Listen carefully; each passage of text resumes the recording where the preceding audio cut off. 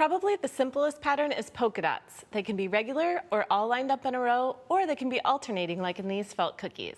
So let me show you what you need to get started. You need some brown felt for the base of the cookie. You need some colorful felt to make polka dots. You need cotton balls for stuffing inside to make them dimensional.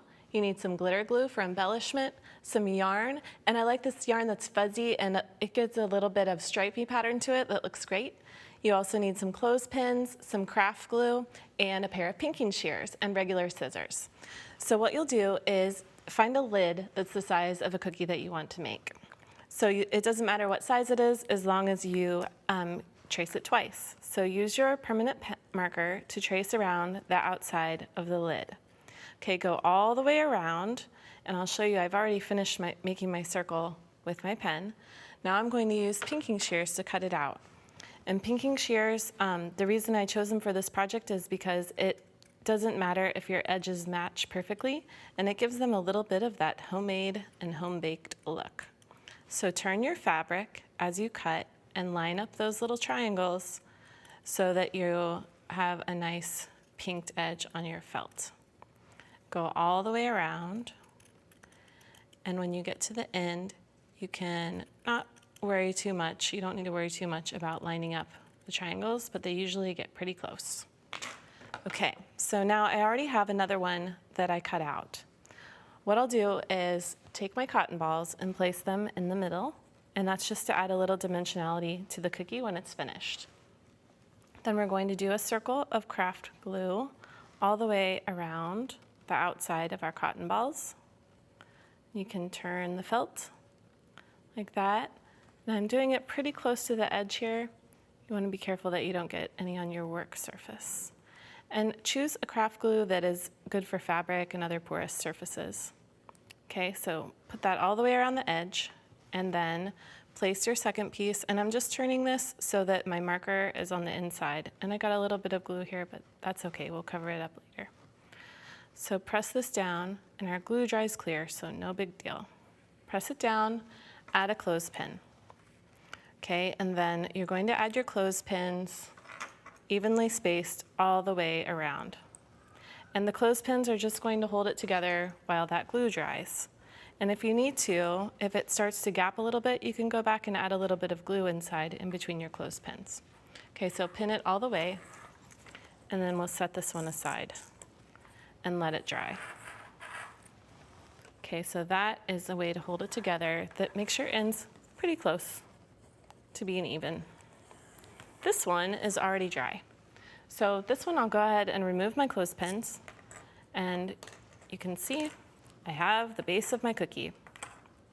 Then I kind of scrunch it together in the center so that the cotton balls make a nice mound in the center of the cookie, and you get a little bit of a ruffling along the edge. Okay, so now I'm going to cut out some polka dots from colorful felt. And you can pretend that this is icing too on your cookies, or maybe some of those little candy dots that are so fun on cookies. This is just a freehand circle. And you could use a pattern if you wanted to. You could use a button for a pattern to cut around, or you can just cut it freehand. It doesn't have to be perfect. Again, we're going to use our craft glue, squeeze a dot, press it on, and the pattern here is sort of a triangle. You can imagine 3 points on the triangle, like this. So you have your 3 dots. Okay, now we're going to add some glitter.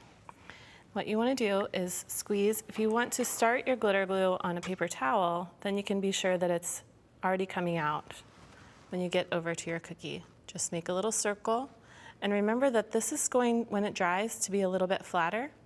So go ahead and make sort of a circular shape with your glitter glue. And then you can do it in between because you're alternating. So we're creating an A-B pattern here. A, B, A, now I need another B. And I chose this glitter glue because it has the swirl in it. So it brings in that blue, and it also has the purple. So you get that swirly pattern a little bit with your glitter too, in between, and it's sort of like icing your cookies. Then you can use your craft glue again to make a line. Now this one you want to be a little bit more even with your line. So place the tip on the cookie, then turn your cookie. and just touch down every so often so that you get a line of glue that's all the way around that dimensional part of the cookie and not too close to the edge. I'm going to fill it in a little bit here, and then we're going to measure our yarn by laying it onto the glue. And so you can just press it on like that. And again, you can turn your cookie and just lay the yarn right onto the glue.